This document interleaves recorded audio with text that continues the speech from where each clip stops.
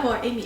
係啦，咁最近咧碌 IG 就會成日見到呢個蜜糖牛油多士啦。咁佢係成嚿已經係焗到金黃色，好香脆，裡面咧又可以保持到麵包嘅濕潤，係好似好吸引咁樣啦。咁所以今日就會同大家一齊整。不過咧有少少唔一樣嘅咧，我就加咗呢個港式西多士嘅做法落去，就係中間咧會夾一層花生醬啦。因為原裝版本嘅牛油蜜糖多士咧，佢係用一個好厚好鬆軟嘅麵包，但係中間就冇餡嘅。但係咧，我就喺屋企試做咗一個中間有花生醬夾心嘅版本啦，食落去係好好味咯。佢完全係有西多嘅味道，但係咧你又唔使炸啦，外邊又好甜好香脆，裡面個花生醬又鹹鹹地咁樣，咁就可以中和咗個甜味啦，係好食嘅。同埋重點係，如果你加一球雪糕落去啦，係更加好食。好啦，咁我哋即刻開始啦。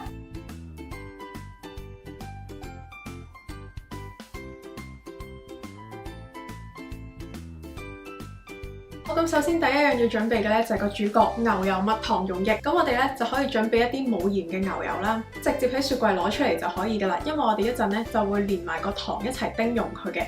咁就將牛油啦同埋黑糖咧放落去個碗嗰度，然後我哋就可以放入去微波爐嗰度咧叮熱佢噶啦。咁1分鐘之後咧，你已經見到個牛油已經係融化晒啦。咁我哋就可以將個牛油咧同個黑糖撈勻晒佢。咁就要撈到個黑糖完全融化啦。而家呢個時候咧，我哋就可以將蜜糖都加埋落去啦。然後都係一樣撈勻晒佢。咁而家個牛油嘅狀態咧係糖同油分離嘅。好，咁我哋而家就可以將個牛油咧擺落去嗰度雪大概10分鐘啦，等佢冷卻少少。咁10分鐘之後咧，再拎出嚟用，我哋攪一攪佢咧，咁就冇問題噶啦。咁如果你係趕時間嘅話咧，都可以放落急凍櫃嗰度雪大概5分鐘嘅。咁大家就可以見到材料表咧，我今次呢個份量係超多嘅，就係可以整到10件，係咪10件呢？係啦，就係因為我諗住整多少少咧，帶翻去請同學食，咁所以我就整咁大量啦。但係如果你唔想整咁多嘅話咧，我就將一啲細份量嘅食譜咧放咗喺下面 description box，咁大家咧就可以去下邊資訊欄嗰度睇翻啦。係啦，咁我哋喺個牛油雪緊嘅時候咧，我哋就可以切呢個麵包啦。如果想靚啲嘅話咧，我哋就可以飛邊啦，咁整出嚟個多士會靚啲嘅。但係如果大家唔想嘥嘅話咧，其實直接整就可以噶啦，可以唔使切走條邊嘅，咁就可以切走啡色嘅部分，咁就 OK 噶啦。盡量咧等塊多士可以整齊啲，搭齊咗塊麵包先啦，然後就可以開始切噶啦，個頂都係啦。切整齊少少，咁而家咧就完全變咗一個正方形，咁就 OK 噶啦。如此類推，將其餘嘅都一次過切晒，因為呢個做起上嚟咧係好方便啦，咁就可以一次過整好大量咧，請人食都唔會話好辛苦好多功夫。咁剩低咗嘅麵包條咧，其實就唔會嘥咗佢嘅，可以攞嚟整麵包布甸啦，又或者放落去攪拌機嗰度打碎佢變成麵包糠咧，咁就可以用嚟整漢堡肉餅啦。又或者攞嚟炸嘢都 OK 嘅。咁將啲多士飛晒邊之後呢，我哋就可以搽啲花生醬上去啦。咁花生醬嘅份量大家就隨自己中意啦。咁中意多啲就可以搽多少少嘅。咁如果唔中意食花生醬嘅朋友呢，咁你就可以直接用翻厚多士，中間咩都唔使夾。又或者你中意食甜啲嘅話呢，你改夾呢個 Nutella 都可以嘅。咁就盡量推平均啲啦，等嗰啲邊角位呢都可以有花生醬。搽勻晒之後呢，就可以將另一塊疊上去啦。咁放好咗之後呢，我哋就可以喺中間切一刀，等佢變成一個長方形嘅多士，就係咁樣就可以噶啦。如此類推，整埋其餘嗰啲。咁雪咗10分鐘嘅牛油呢，你見佢已經係半凝固嘅狀態啦。咁我哋就可以將佢撈勻佢。咁如果你見到有啲牛油結塊嘅話呢，咁就研一研佢啦，等佢可以同個糖撈勻晒。咁大家就可以唔使雪咁耐呢，咁撈起上嚟就會容易啲啦。但因為我頭先掛住搽麵包，所以我雪耐咗。整好晒嘅麵包呢，我哋就可以平均咁樣放上去個焗盤上邊啦。啱啱好放晒10件。咁喺搽嗰個蜜糖牛油醬之前呢，我仲有一個步驟想做嘅，就係我哋喺麵包表面噴少少水，咁一陣焗嘅時候呢，嗰啲水就會變成水蒸氣啦，咁就可以令到個麵包更加濕潤啦。然後再反轉噴埋另一面，就係咁樣等佢靜止5分鐘。咁攪勻晒之後呢，個蜜糖牛油醬就會結身好多啦。咁我哋就可以將佢搽上去個麵包上邊噶啦。咁就4面每面都薄薄地咁樣搽一層蜜糖牛油醬啦，薄薄地掃一層咁就 OK 噶啦。最主要都係搽勻底面，咁側邊就少少咁就可以噶啦。咁我哋就繼續搽埋其餘嗰啲啦。個牛油咧就盡量唔好雪咁硬啦，咁你搽起上嚟咧就會比較容易推開。咁剩低咗嘅牛油咧，大家唔使掉咗佢嘅，因為你可以用個碗仔啦，又或者攞個樽裝住佢。咁朝早食早餐嘅時候咧，咁你就可以滗嗰啲牛油糖搽落去塊多士上面啦，然後攞去焗咧，咁就會有新鮮嘅牛油蜜糖麵包食噶啦。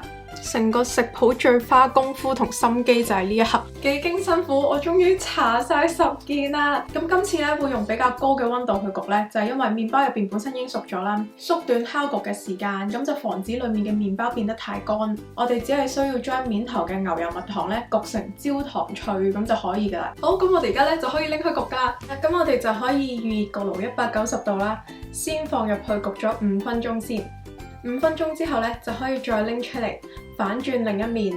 你可以見到呢個時候嘅多士咧，佢係好軟身、好腍嘅，所以我哋反嘅時候咧就要溫柔啲啦。反好晒之後咧，我哋就可以繼續放翻入去，再焗多5至6分鐘，直至到兩面都金黃色。咁我知道咧，一定會有觀眾問可唔可以用氣炸鍋？答案係可以嘅。咁其實氣炸鍋嘅話咧，佢個爐比較細，而且因為佢有風扇啦，所以溫度會比較高嘅。咁如果係用氣炸鍋嘅話咧，就可以用180度，每面咧焗大概3至4分鐘。係啦，咁4分鐘結束啦，我哋就可以拎佢出嚟睇下啦。咁氣炸鍋嘅蜜糖多士咧都已經變到金黃色啦，跟住反轉焗多3至4分鐘咧，咁就完成噶啦。佢個質地咧就冇焗爐嗰個咁腍嘅，佢就硬身少少乾啲嘅。咁我哋就可以放翻入去焗多4分鐘，咁就搞掂噶啦。哦，搞掂！啱啱焗起嘅多士咧，佢面頭仲會係腍腍地嘅，但係攤凍咗之後咧，佢呢邊位就會變脆噶啦，係超香牛油同埋蜜糖味啊！好期待！好，俾大家睇下咧，呢一個就係4分鐘之後氣炸鍋嘅狀態，咁都係好金黃香脆嘅，所以大家咧就可以自己揀用焗爐定係用氣炸鍋去整。俾大家睇下攤凍咗之後嘅蜜糖牛油多士咧，佢面頭已經係脆咗噶啦。勁脆勁金黃，將個多士放上去，等我沖定杯紅茶去配呢個蜜糖多士。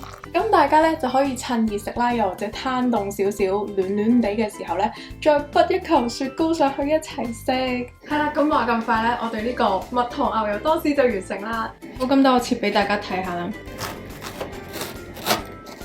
佢真係非常之脆，呢一個係氣炸版本嚟。咁你可以睇到咧，係有滿滿嘅花生醬喺入邊啊，配埋個雪糕一齊食。咁氣炸鍋版本咧，我就唔建議焗咁耐，因為佢有風扇會令到個麵包好容易乾咗。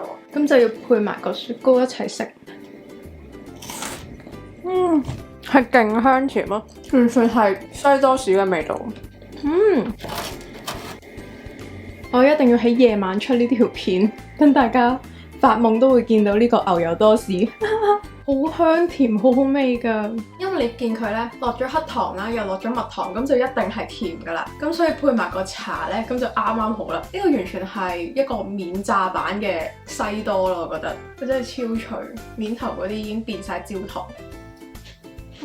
同埋如果大家係用氣炸鍋去整嘅話，因為佢有風扇啦，會比較容易吹乾塊麵包嘅，所以咧焗嘅時候3至4分鐘就 OK 噶啦，千祈唔好超過4分鐘。如果唔係塊包就會太乾噶啦。入邊夾咗花生醬係真係好好味嘅。如果你中意食西多嘅話，